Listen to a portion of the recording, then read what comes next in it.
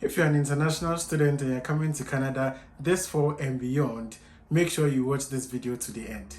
Hi guys, this is Marvin. Welcome to my channel. If today is the first time of stopping by, you are most definitely welcome. Make sure you hit the subscribe button and hit the notification bell as well to get notified anytime I release a video.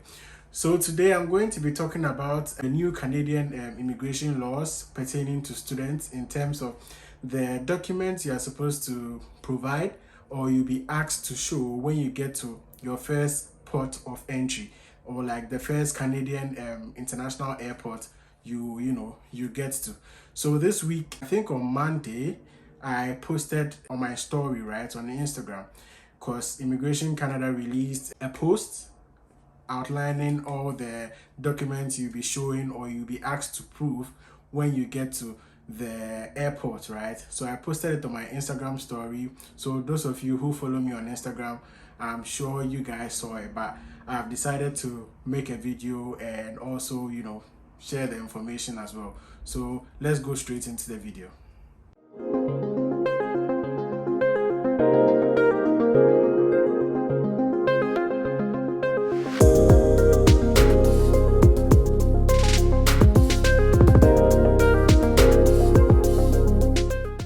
So some of the documents, as usual, we are already used to them because you can't come to Canada as an international student without them, right? I think they just added one or two extra documents. So the first document you'll be asked to show is your travel document, which is your passport. So before you come, I don't know how you're going to move from your country to come to Canada without a travel document, right? So yeah, the first one is a travel document, which is your passport. So when you're coming, make sure your passport is intact, right? Which I believe everyone who is, about to make this journey obviously would have a passport. So make sure your passport is intact. Your biodata page is, intact and can clearly be seen. No torn pages, or make sure it's not torn anywhere. Make sure, the biodata page is neat and very visible. So the second document you'll be asked to show is your letter of introduction. What is the letter of introduction? It is a letter that is attached to your passport after your passport or your visa has been approved and you go for collection by your home visa office. Normally it's a two-page letter that is added to your passport after your visa has been approved. So when you're coming to Canada, make sure you come along with that letter of introduction. Don't leave it at home, because it's also like a pass for you to enter into Canada. Without that letter, I doubt you'll be allowed to enter into the country, so you might be sent back home. So just take note of this. Make sure you don't leave the letter of introduction back home. Bring it along with you when coming to Canada. So the third document you provide is a copy of your school's legitimate acceptance letter.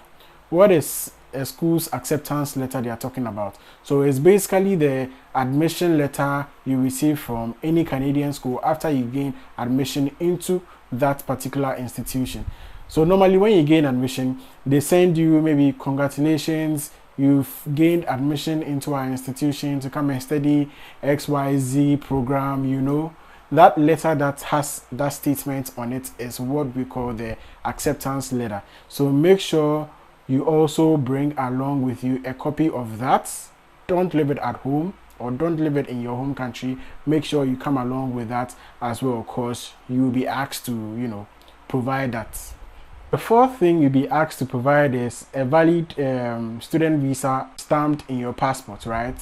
So normally after your visa has been approved, they stamp the visa into your passport. So yeah, once you are coming in with your passport, definitely the stamp will be like inside, right? So just make sure it has been stamped correctly.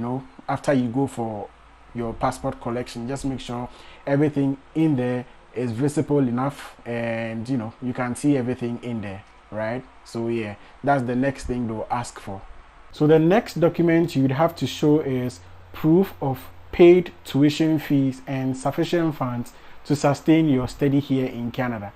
So normally after you gain admission, you'll be asked to make some form of deposits, you know, to secure your admission, like to secure your seat for the program, right? So after you make that payment, the school sends you a receipt showing that, you know, as proof that you've made, you know, the payments to secure your seat.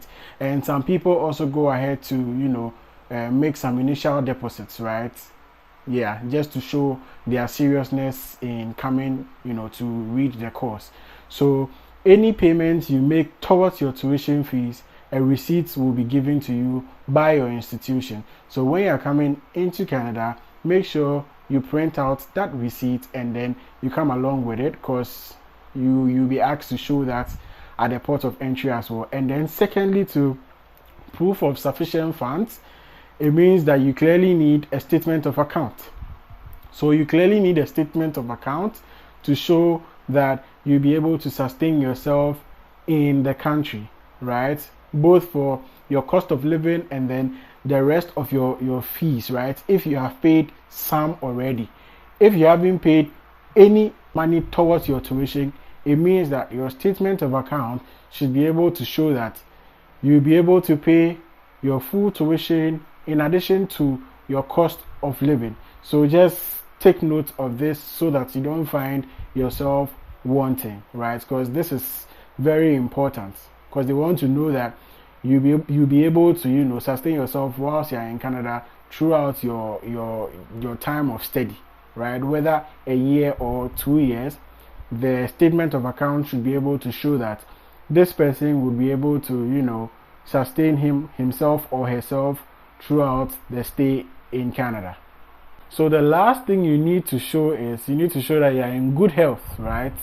So you may or may not be asked to show a medical examination report, right? You may or may not be asked to show a medical examination report.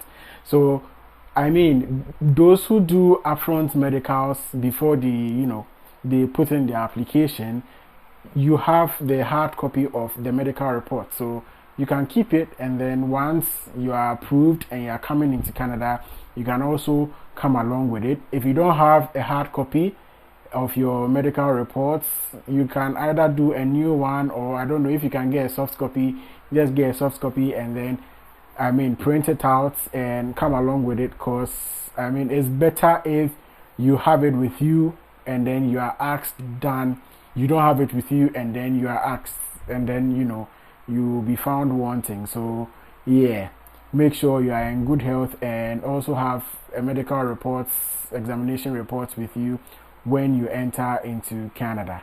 And just to chip this in, those who normally use visa agents, for their school admission and then their visa application process, some of the students sometimes don't even have any idea of how their student portal looks like. They don't even know their login details. So, and that can be, dangerous, right? Because sometimes some immigration officers may ask you to log into your student portal, right? So just make sure you retrieve your login details, get familiar with your student portal, how you even access your student portal, because that is also important. What if you are asked to access your student portal right there and there at the port of entry? So just make sure you familiarize yourself with your login details and then your student portal, just so that in case you are asked to access your student portal, you wouldn't be found wanting. This brings us to the end of today's video. I hope you captured everything clearly.